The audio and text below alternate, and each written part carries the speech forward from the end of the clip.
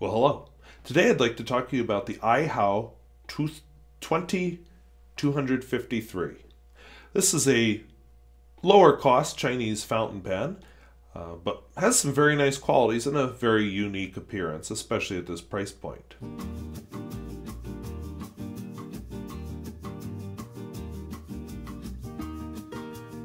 So if videos like this where I review fountain pens and inks and paper interest you, please feel free to subscribe below.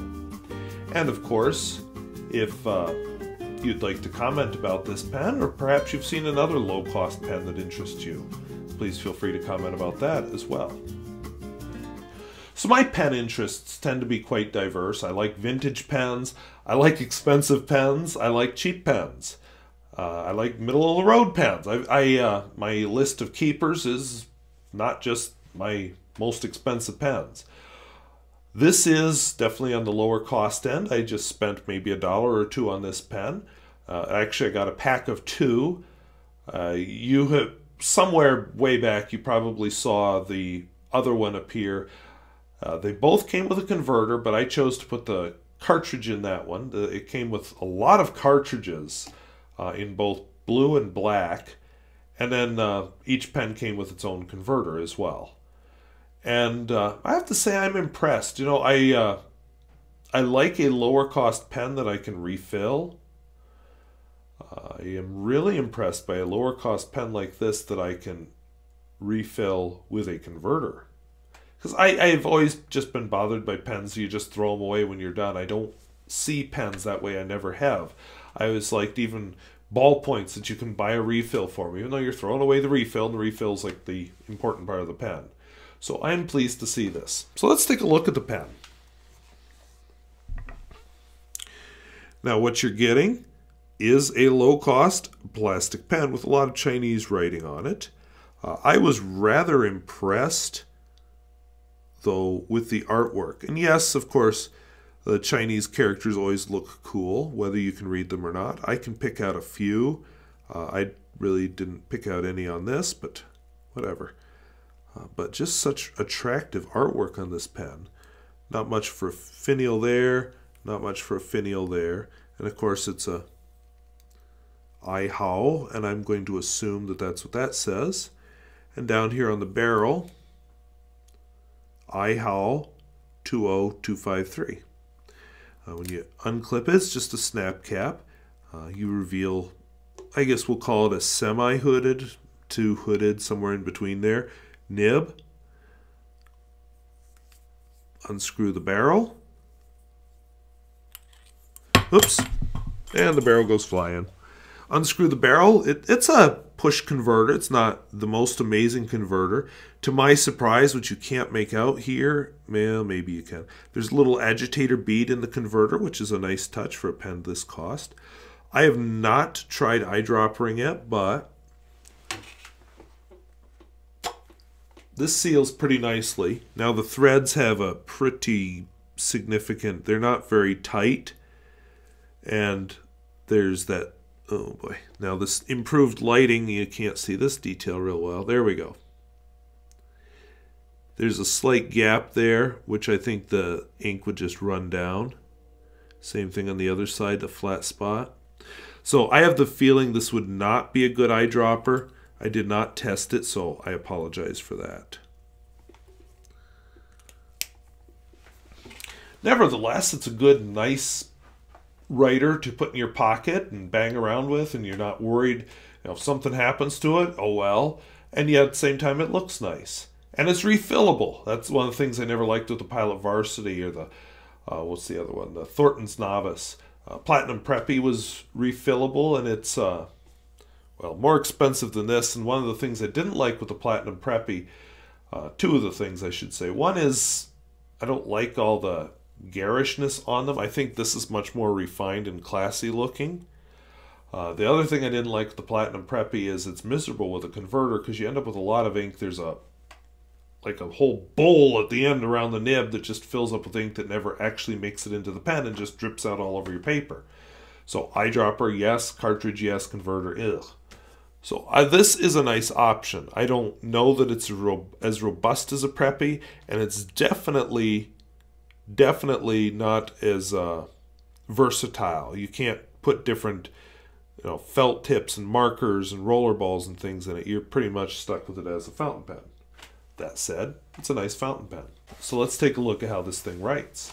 As always, Apica notebook.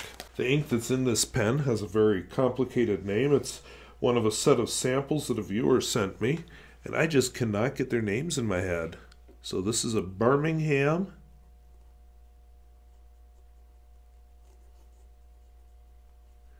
Fred Rogers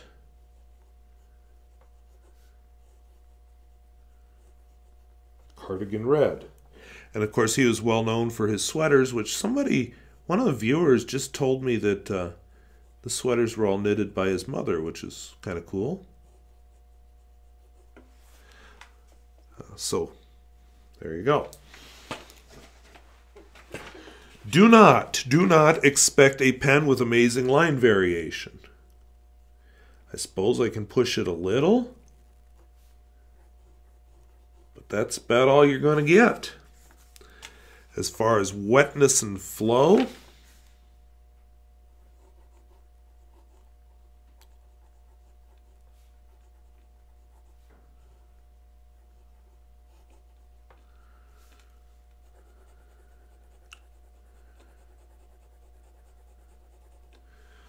yeah, no trouble keeping up. In fact, I'd say it's actually a surprisingly wet writer. The smear test, which is always as much a SMEAR, is always as much a function of the ink as it is of the pen.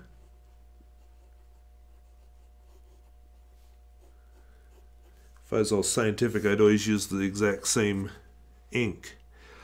So that's the smear test. And then reverse writing. I'm not into that kind of thing, but I've actually caught myself using reverse writing today. I was trying to draw a diagram, and I wanted some finer hatch marks on it, and without thinking, I flipped my pen over and started doing it. So I'm guessing that that's why people reverse write, is just for art. Because, ew, kind of scratchy. Not bad, but scratchier than I like. And definitely an extra fine or an ultra extra fine. So now, let's turn our attention to the quote.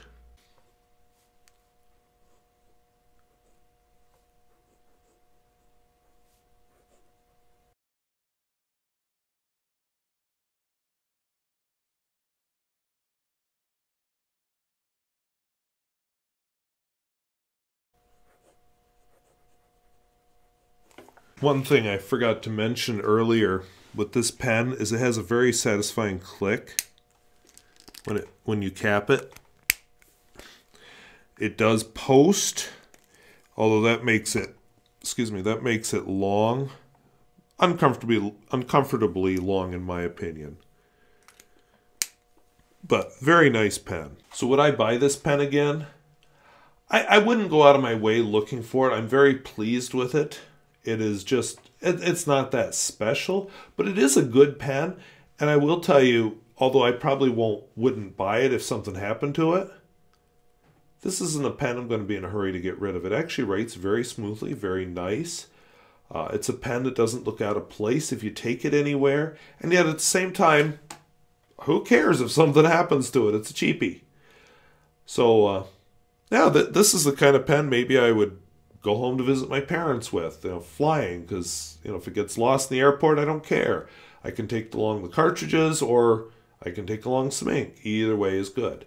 And I'd be perfectly happy writing with it. So that's the Aihao 20,253.